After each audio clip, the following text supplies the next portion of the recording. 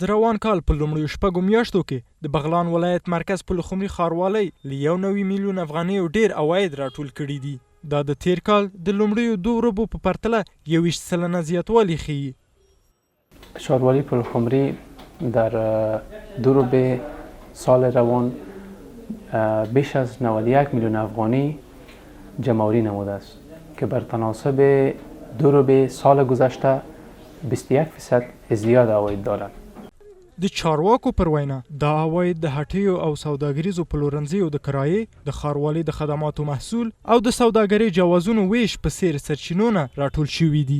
له بلې خوا د بغلان ولایت د مرکز اوسیدونکي له ښاروالۍ غواړي چې دا عواید په اغیزمنه توګه د کار فرصتونو رامنځته کول، د سوداګریزو بازارونو جوړول، د سړکونو پراخول او د ښاري خدماتو ښه کولو په برخو کې ولګوي. مارکت هایی که سابقه است شاریده شده، از بین رفته است، آبادی شد، نه آبادی، حال خود یک چیزایی است که مثلا رو به ترقی است، افغانستان رو به پیشرفت است، سهولت های بیشتر کند، بعد پروژه برای مردم استفاده شود، کار برای مردم پیشنهاد شود.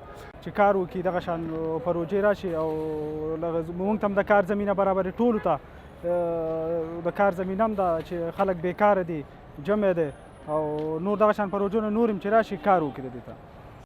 دا په داسې حال کې ده چې د بغلان ښاروالۍ د بغلان ولایت د عوایدو ریاستونو نه بلل کیږي. د چارواکو پر وینا دا اداره 6 لوی پراختیایي پروژې په پام کې لري چې ټاکل شوې ده په نږدې راتلونکي کې عملي کار پیل شي.